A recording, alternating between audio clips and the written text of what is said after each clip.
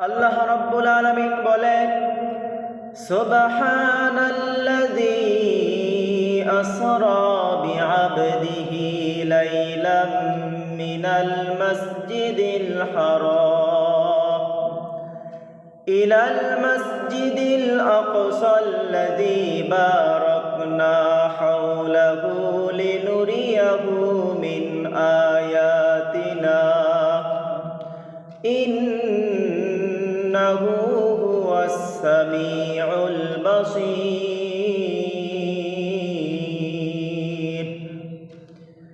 বিশ্বনবী জনাবে মুহাম্মদুর রাসূলুল্লাহ সাল্লাল্লাহু আলাইহি ওয়াসাল্লাম কাবার হাতিমের ভিতরে শুয়ে আছেন। জিবরিল আমিন আসলেন, বিশ্বনবীকে নিয়ে বাইতুল মাকদাসে গেলেন। বাইতুল মাকদাসে যাওয়ার পর বিশ্বনবী বাইতুল মাকদাসে প্রবেশ করলেন, 2 রাকাত নামাজ আদায় করলেন। এবার বিশ্বনবীকে নিয়ে প্রথম আসমানে গেল। জিবরিল আমিন ডাক দিয়ে বলল, প্রথম আসমানের দরজা খুলো। প্রথম আসমানের দরজার দারোয়ান বলল, কে গো তুমি? জিবরিল আমিন বলল, আমি জিবরিল আমিন। জিজ্ঞাসা করা হলো, তোমার সাথে কে? জিবরিল আমিন বলল, আমার সাথে পৃথিবীর শ্রেষ্ঠ মানুষ জনাবে মুহাম্মদুর রাসূলুল্লাহ সাল্লাল্লাহু আলাইহি ওয়াসাল্লাম। প্রথম আসমানের দরজা খুলে দিল। বিশ্বনবী প্রথম আসমানে যাওয়ার পর সাইয়্যিদানা আদম আলাইহিস সালামের সাথে দেখা হয়ে গেল। সালাম বিনিময় হলো, কথা হলো। এরপর বিশ্বনবী দ্বিতীয় আসমানে গেল। দ্বিতীয় আসমানে যাওয়ার পর সাইয়্যিদানা ইয়াহইয়া আলাইহিস সালাম এবং সাইয়্যিদানা ঈসা আলাইহিস সালামের সাথে দেখা হয়ে গেল। সালাম বিনিময় হলো, কথা হলো। এরপর বিশ্বনবী তৃতীয় আসমানে গেল। তৃতীয় আসমানে যাওয়ার পর সাইয়্যিদানা ইউসুফ আলাইহিস সালামের সাথে দেখা হলো, সালাম বিনিময় হলো, কথা হলো। এরপর বিশ্বনবী চতুর্থ আসমানে গেল।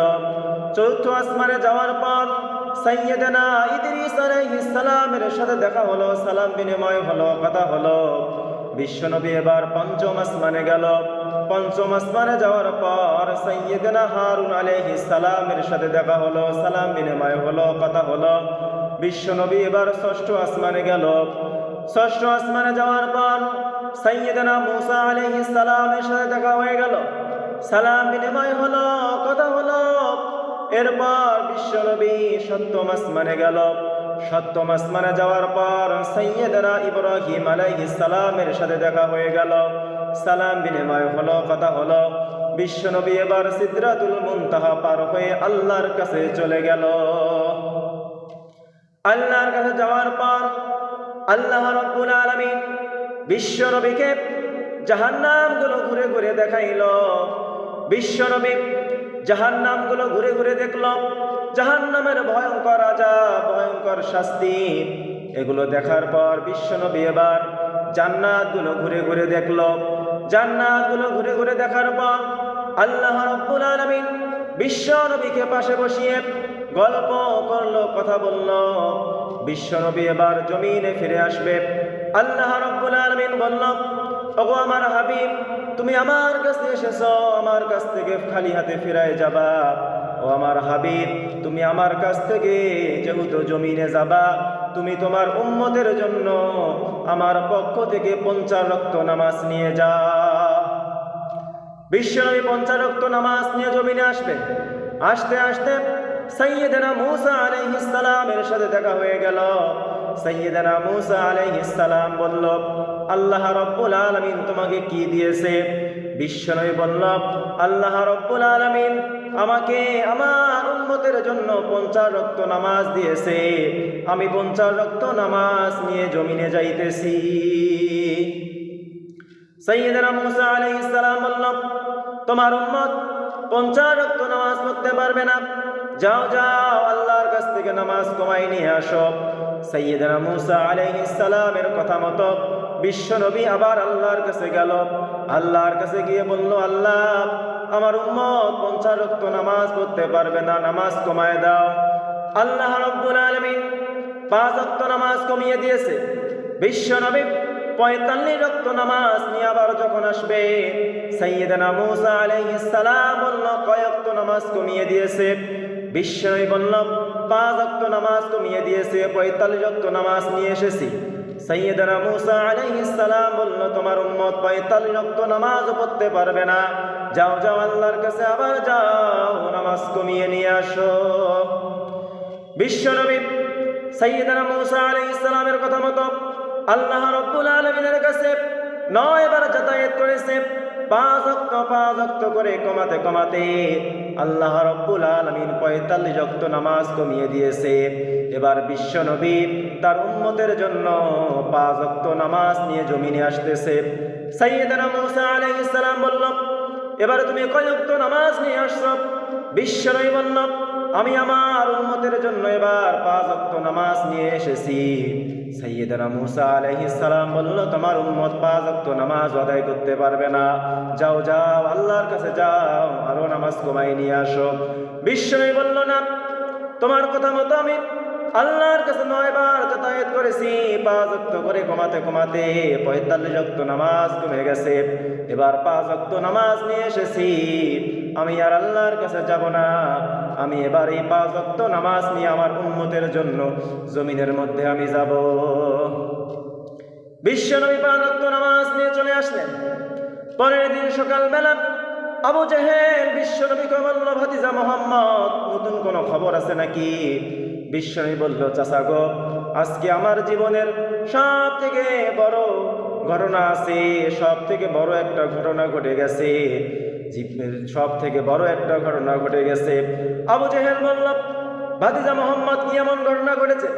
বিশ্বনবী বলল কালকে রাত্রে আমার মেরাজ হয়েছে, আমি বাইতুল মাকদাসে গিয়েছি, আমি 7 আসমান পার হয়ে আল্লাহর কাছে গিয়েছি। জান্নাত জাহান্নাম ঘুরে ঘুরে দেখার পর আল্লাহ রাব্বুল আলামিন আমার উম্মতের জন্য 5 ওয়াক্ত নামাজ দিয়েছে। 5 ওয়াক্ত নামাজ নিয়ে আমি জমিনে আবার ফিরে এসেছি। আবু জেহেল বলল ভাতিজা মুহাম্মদ, তুমি আমাকে যা বলেছো আর বলিও না। ও ভাতিজা, তুমি তো পাগল হয়ে গেছো। বাইতুল মাকদাসে তুমি কালকে রাতে নাকি এক রাতেই নাকি বাইতুল মাকদাসে গিয়েছো, 7 আসমান পার হয়ে আল্লাহর কাছে গেছো, জান্নাত জাহান্নাম গুলো ঘুরে ঘুরে দেখেছো, তোমার উম্মতের জন্য নামাজ নিয়ে এসেছো। ভাতিজা মুহাম্মদ, তুমি পাগল হয়ে গেছো। ও ভাতিজা, তুমি যে এই মুহূর্তে কথাটা বললাম, আমি কি এই কথাটা সবাইকে বলে দিব? বিশ্বনবী বলল অবশ্যই আপনি বলবেন, তার কারণ আমি সত্য করে বলেছি কালকে রাত্রে আমার মেরাজ হয়েছে। আবু জেহেল এবার সবাইকে বলতে লাগলো মুহাম্মদ নাকি কালকে রাতে বাইতুল মাকদাস গিয়েছে, 7টা আসমান পার হয়ে আল্লাহর কাছে গেছে, জান্নাত জাহান্নাম দেখে তার উম্মতের জন্য নাকি নামাজ নিয়ে এসেছে। বলতে বলতে এক পর্যায়ে হযরত আবু বকর রাদিয়াল্লাহু তাআলা আনহুর সাথে আবু জেহেলের দেখা। আবু জেহেল বলল আবু বকর, শুনছনি যে কি হয়েছে? তোমার বন্ধু মুহাম্মদ নাকি কালকে রাত্রে বাইতুল মাকদাস গিয়েছে, 7টা আসমান পার হয়ে আল্লাহর কাছে গেছে, জান্নাত জাহান্নাম দেখে তোমার উম্মত তার উম্মতের জন্য নাকি নামাজ নিয়ে এসেছে। আবু বকর বলল আমার নবী যা বলেছে সত্য বলেছে। আবু বকর এবার বিশ্ব নবীর কাছে আসতেছে।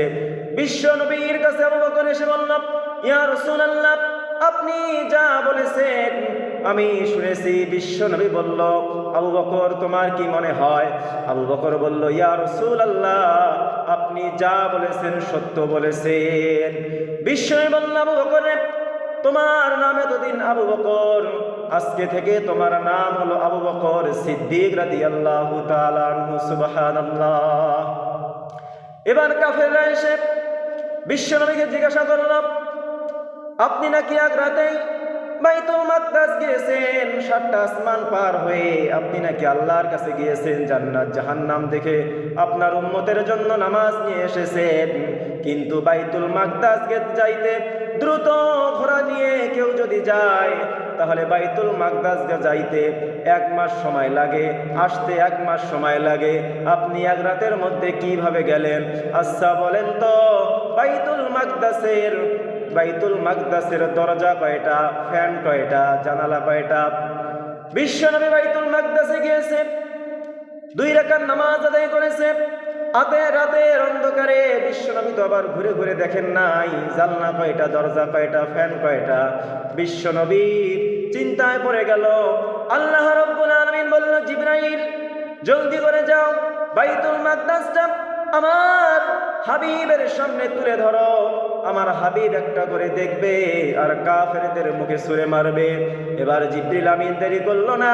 জিবরিল আমিন জলদি করে বাইতুল মাকদাস বিশ্বনবীর সামনে তুলে ধরলো। বিশ্বনবী জানলাগুলো দেখে, দরজাগুলো দেখে, ফ্যানগুলো দেখে, আর কাফেরদেরকে বলে। কাফেররা হতভম্ব হয়ে গেল, কাফেররা অবাক হয়ে গেল, কাফেরদের মাথা নিচু হয়ে গেল।